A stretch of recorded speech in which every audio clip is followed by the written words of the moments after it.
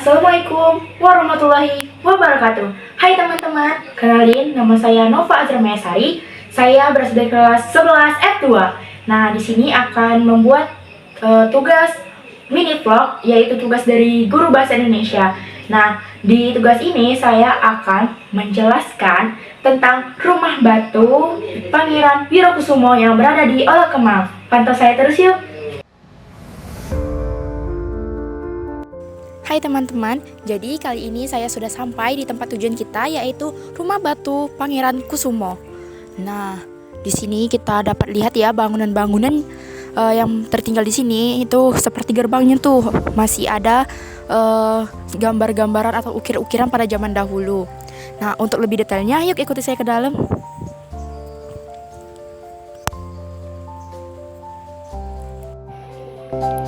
Jambi merupakan salah satu provinsi yang berada di Pulau Sumatera. Daerah ini mempunyai beberapa peninggalan sejarah, di antaranya bangunan, naskah, perkebunan, hingga tempat ibadah.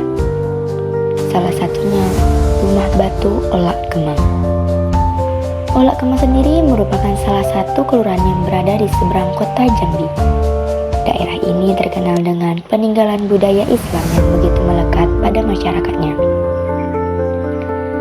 Rumah Batu Olah Kemang adalah salah satu peninggalan Kesultanan Jambi di bawah kepemimpinan Said Idrus bin Hassal Al-Jufri. Masyarakat Jambi lebih mengenalnya dengan sebutan Pangeran Wirokusumo. Sebagai pemilik rumah batu yang unik dan indah ini, Pangeran Wirokusumo sudah tentu merupakan orang yang berpengaruh pada masanya. Beliau merupakan salah satu penyebar ajaran agama Islam di kota Jambi. Ia juga pendiri Masjid Al-Ihsaniyah, masjid tertua di kota Jambi yang berlokasi di Olah Kemang. Untuk mencapai ke lokasi ini, teman-teman bisa memilih salah satu dari dua jalur yang tersedia. Pertama, memakai perahu tradisional menyeberangi Sungai Batanghari, dan yang kedua memakai kendaraan darat melewati jembatan Orduri ini. Rumah ini juga menjadi salah satu cagar budaya yang ada di kota Jambi. Dulunya, rumah ini dijadikan sebagai tempat tinggal seluruh keturunan Pangeran Wirokusumo. Rumah ini memakai fondasi. Tak mengherankan rumah ini dinamakan sebagai rumah batu. Kondisi rumah ini tergolong rusak, hanya beberapa tiang bangunan saja yang masih bertahan. Walaupun kondisi seperti itu, setiap bulannya ada ratusan pengunjung yang datang untuk menyaksikan keunikannya. Ketika akan membangun rumah tersebut, Said Idrus Hasan Al-Jufri mendapat banyak saran dari sahabat-sahabatnya kala itu, termasuk Datuk Sintai. Datuk Sintai seorang pedagang dari negeri Cina. Lewat tangan Datuk Sintai itulah rumah yang kini jadi cagar budaya kebanggaan Jambi itu berdiri. Disebut rumah batu karena pada waktu pembangunannya, rumah ini merupakan rumah batu pertama yang dibangun di daerah seberang. Bangunan ini memiliki 3 unsur panduan kesenian lokal atau Melayu, Cina, dan Eropa. Unsur Melayu bisa dilihat dari bentuk rumah panggung.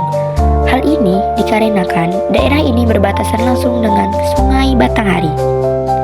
Unsur Eropa bisa dilihat dari tiang-tiang panggung berbahan bata dan semen. Kemudian, rumah yang berlantai 2 ini dihubungkan dengan tangga semen, seperti layaknya bangunan rumah di Inggris. Sementara, unsur kesenian Cinanya bisa dilihat dari ukiran naga, awan, arca singa, dan bunga. Di samping ini, dahulu terdapat sebuah kolam yang ditutupi kayu. Kemungkinan besar itu merupakan tempat pemandian keluarga Pangeran Wirokusumo. Tetapi, sekarang kolam itu sudah ditutup. Kala masih hidup, Pangeran Wirokusumo memiliki kedudukan yang penting pada masanya, yakni sebagai penengah antara Kesultanan Jambi dengan Belanda. Selain itu, beliau merupakan ayah mertua dari Sultan Jambi, yaitu Sultan Taha Syaifuddin. Masuknya kolonial Belanda di Jambi kerap menimbulkan konflik dengan masyarakat Jambi kala itu. Disinilah Said Idrus muncul sebagai penengah. Karena karisma dan kecakapannya, Said Idrus diizinkan menikahi salah satu putri Sultan Nazaruddin. Dari pernikahan ini, Said Idrus diyakini menerima gelar pangeran, yaitu Pangeran Wirokusumo, yang disematkan oleh keluarga Kesultanan Japdi saat itu. Pada masa jayanya, Said Idrus dikenal sebagai dermawan yang kaya. Ia juga disegani Belanda karena kecakapannya, sampai memiliki peran kuat di Kesultanan. Ia bahkan diberi jabatan tinggi sebagai wakil sultan di ibu kota.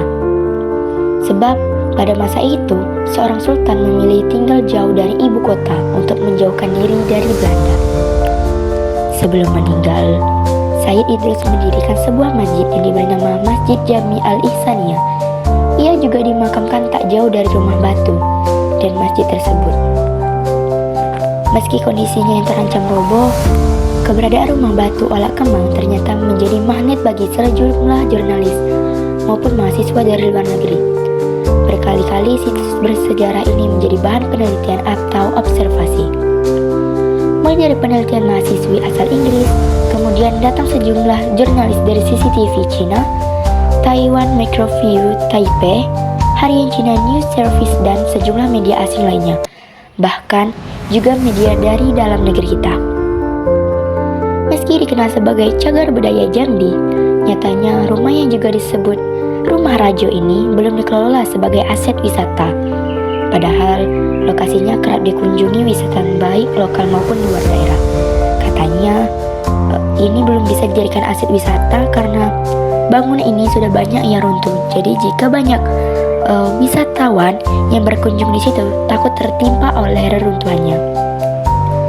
Untuk saat ini, perawatan rumah tua ini sampai sekarang masih dilakukan seadanya oleh pihak keluarga dari keturunan almarhum Said Idrus atau Pangeran Wirokusumo, di mana saat itu atau saat ini ditanggung jawab perawatannya oleh Ibu Syarifah Aulia.